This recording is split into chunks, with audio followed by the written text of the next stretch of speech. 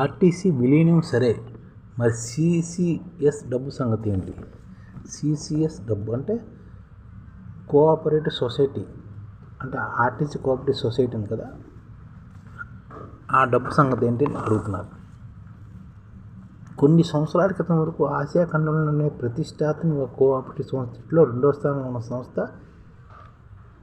AP Andhra Pradesh cooperative credit society. Andhra Pradesh సంబంధించిన APSRTC cooperative credit society కొన్ని సంవత్సరాల క్రితం వరకు ప్రపంచంలోనే రెండో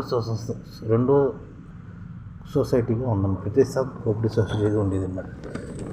దేశాల నుంచి అనేక సంస్థలు అధ్యయనం కోసం సంస్థ ఇలాంటిది అనమాట. అటువంటి ఆర్టీసీ సిసిఎస్ నేడు తన వాటాదారులకు ₹1 కూడా లోన్ ఇవ్వలేని పరిస్థితికి వచ్చింది. దేశాలు సంస్థలు అధ్యయనం కోసం అందించిన సంస్థ, ప్రతిష్టాత్మక సంస్థ నేడు తన వాటాదారులకు ₹1 కూడా లోన్ ఇవ్వలేని స్థితికి ఎందుకు వచ్చింది? సిసిఎస్ డిపాజిట్ చేసుకున్న దానిపై వచ్చే వడ్డీ డబ్బులతో జీవనం గడుపుతున్న రిటైర్డ్ ఉద్యోగులకు వడ్డీ చెల్లించిన స్థితికి ఎందుకు వచ్చింది? ఈ ప్రశ్నలు మనం చూసుకోవాలి. కూతురు పెళ్లి, పిల్లల చదువులకు ప్రైవేట్ వడ్డీలు తెచ్చుకుని వడ్డీలు కట్టాల్సిన పరిస్థితి ఆర్టీసీ కార్మికులకు ఎందుకు వచ్చింది? మాతృ సంస్థ ఆర్టీసీ నుండి రిటైర్ అయిన వీఆర్ఎస్ తీసుకున్న వారికి చెల్లించాల్సిన డబ్బుల కోసం సంవత్సరాల తరబడి ఎదురు చూసే పరిస్థితి ఎందుకు వచ్చింది? దీనికి కారకులు ఎవరు? కారణాలు ఏంటి? ప్రైవేట్ అప్పుని రక్షించుకోవడం, అవసరమైన సమయంలో తేలిక రుణం పొందడం కోసం 5 ఏప్రిల్ 1952 ఏర్పాటు చేసుకునేది సిసిఎస్ సంస్థ. ఈ కోఆపరేటివ్ సంస్థ అంటే ప్రైవేట్ అప్పుని రక్షించుకోవడానికి ఆర్టీసీ కార్మికులు ఏర్పరచుకున్న సంస్థ 1952 ఏప్రిల్ 5న ఏర్పాటు చేసుకున్నమాట. ఇదే సిసిఎస్. పనిచేస్తున్నది కార్మికుల ప్రయోజనాలు దృష్టిలో పెట్టుకుని మాతృ సంస్థ ఆర్టీసీ యాజమాన్యం కార్మికులు బేసిక్ పే నుంచి 7% మూలధన వాటా కింద కార్మికులు తీసుకున్న లోన్లు నెలవారీ రికవరీ జీతం నుంచి స్వాధీనం చేసుకొని 15 రోజుల లోపు సిసిఎస్కు జమ చేస్తారు. సిసిఎస్ నిర్వహణ అనేది పూర్తిగా కార్మికుల ఆధ్వర్యంలో ఎన్నికైన మేనేజింగ్ కమిటీ దీని కార్యదర్శి ద్వారా నిర్వహిస్తారు. ఇది లాభాపేక్షతో కాకుండా కార్మికులకు ఇచ్చే అప్పులపై తీసుకుంటున్న వడ్డీకి, డిపాజిట్లపై వచ్చే వడ్డీకి మధ్య ఉండే 1% వడ్డీతోనే నడుస్తుంది సిసిఎస్. ఈ సిసిఎస్ డబ్బు వాడుకున్న ఆర్టీసీ అనమాట. ఈ సిసిఎస్ డబ్బుని ఆర్టీసీ వాడేసుకుంది. ఆర్టీసీ యాజమాన్యం చేసిన రికవరీలను 65 రోజుల్లో చెల్లించవచ్చునని, 60 రోజులు దాటిన పీరియడ్కు వడ్డీతో చెల్లించాలని 2012లోని సిసిఎస్ మేనేజింగ్ కమిటీతో అవగాహన ఒప్పందం కుదుర్చుకుంది ఆర్టీసీ. గత కొన్నేళ్లుగా ఆర్టీసీ యాజమాన్యం ఆర్టీసీకి చెల్లించాల్సిన డబ్బును తన సొంతం కోసం వాడుకోవడం ప్రారంభించింది. సిసిఎస్కు మాత్రం చిల్లర విధించడం ప్రారంభించింది. దాంతో సిసిఎస్ ఆర్టీసీ సంస్థ చెల్లించాల్సిన అసలు వడ్డీ డబ్బులను చెల్లించకుండా ఇబ్బందులు పెడుతూ వస్తున్నది.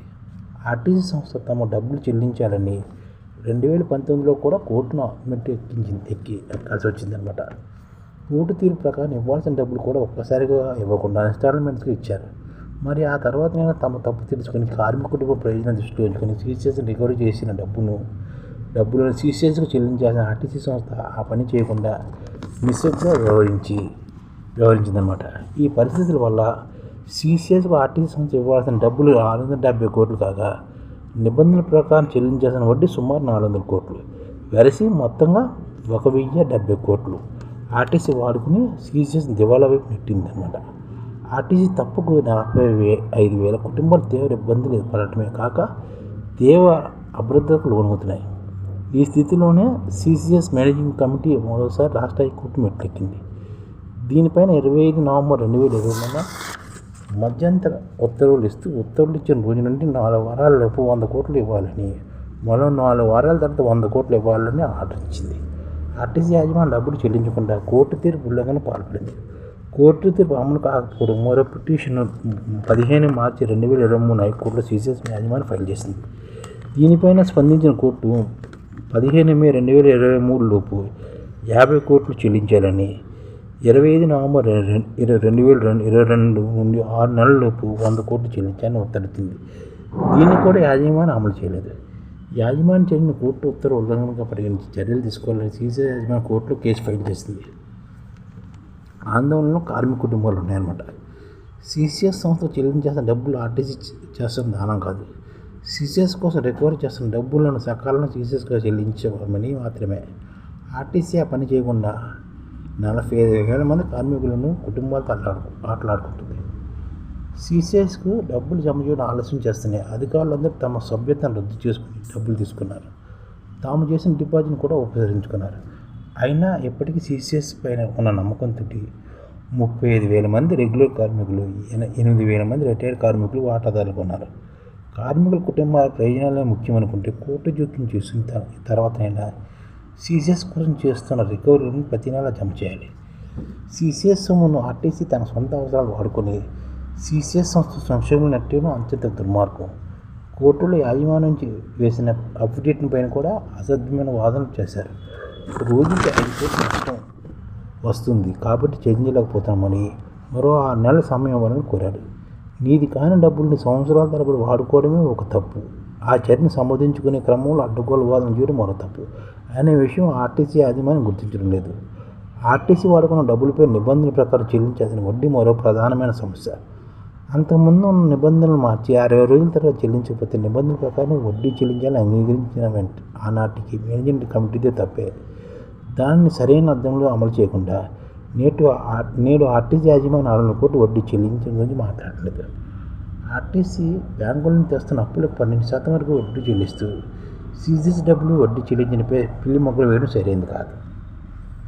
ప్రభుత్వ బాధ్యత లేదా అని చూడాలి. ఆర్టీసీ సంస్థ చెల్లించాల్సిన అసలు 670 కోట్లు, ప్రతి నెల 18 కోట్లు కలుపుకోవాలి. వడ్డీ డబ్బులు 400 కోట్లు చెల్లించాలి. ఒకవేళ అనేక ఆందోళనలు అసలు చెల్లించి వడ్డీ ఏమైనా పెట్టినా వాటాదారులందరూ 1,00,000 పైగా నష్టపోతారు. సీసీఎస్ డబ్బులు భద్రంగా ఉంటాయని నమ్మిన పేద కుటుంబ కార్మికులు, ముఖ్యంగా రిటైర్డ్ వడ్డీ మీద ఆధారపడి బతికే కార్మిక కుటుంబం తీవ్రంగా నష్టపోతాయి. 2019 సమ్మె ముగిసిన అనంతరం జరిగిన ఆత్మీయ సమ్మెలో ముఖ్యమంత్రి కేసీఆర్ మాట్లాడుతూ పీఎఫ్ మరియు క్రెడిట్ కోఆపరేటివ్ సొసైటీ బకాయిలు వాయిదాలు చెల్లించబడతాయని హామీ ఇచ్చారు. కానీ 4 సంవత్సరాలు గడిచినా ఇది అమలు కాకపోవడంపై ప్రభుత్వం బాధ్యత వివరించారు. ఆగస్టులోనే జరగవలసిన ఇలాంటివి జరగలేదన్నమాట. ఆర్టీసీ ఉన్న లైబిలిటీస్ అప్పులన్నీ ఆర్టీసీ చెల్లిస్తుంది అని అనడానికి అర్థం ఏంటి? ప్రస్తుతం రాష్ట్ర ప్రజలు ఆర్టీసీ కార్మికుల దృష్టి మొత్తం ఆర్టీసీ విలీన ప్రక్రియపై ఎక్కువగా ఉంది. ఆర్టీసీ సీసీఎస్ని బతికించకపోతే మనమే నిర్మించుకున్న ప్రయోజనం కోఆపరేటివ్ వ్యవస్థ కోల్పోతాం. అందుకని కార్మిక ప్రయోజనం దృష్టి ఆర్టీసీ యాజమాన్యం సీసీఎస్ చెల్లించాల్సి అసలు వడ్డీ చెల్లించాలి. అందుకు అవసరమైన ప్రభుత్వ వెసులుబాటు కల్పించాలి. ఈ మొత్తంగా చెల్లించాలని చెప్తున్నాను అన్నమాట. అందుకని ఆర్టీసీ కాకుండా సీసీఎస్ గురించి ఆలోచించాలని చెప్తున్నాను. ఇది చేస్తేనే ఆర్టీసీ బాగుపడుతుంది.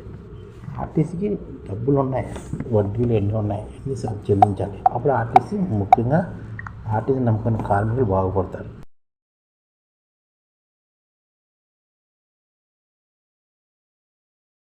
ఈ ఛానల్ ముఖ్య ఉద్దేశం ఏంటంటే మన తెలుగు రాష్ట్రాల్లో 1 కోటి మందికి సంఘటిత రంగాల్లో ఏ విధంగా ఉద్యోగాలు ఇవ్వవచ్చు, కనీస నెల జీతం 30,000 వరకు ఏ విధంగా ఇవ్వవచ్చు, ఏ విధంగా చేస్తే ఉద్యోగాలు సృష్టించబడతాయో వివరిస్తూ ఈ ఛానల్ వీడియోలు వస్తాయి.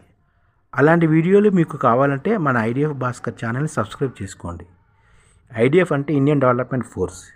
ఈ వీడియోలు చూసిన తర్వాత మీకు నచ్చితే లైక్ చేయండి, మీ ఫ్యామిలీ మెంబర్స్కి షేర్ చేయండి, మరియు మీ ఫ్రెండ్స్కి షేర్ చేయండి. Thank you. నమస్కారం.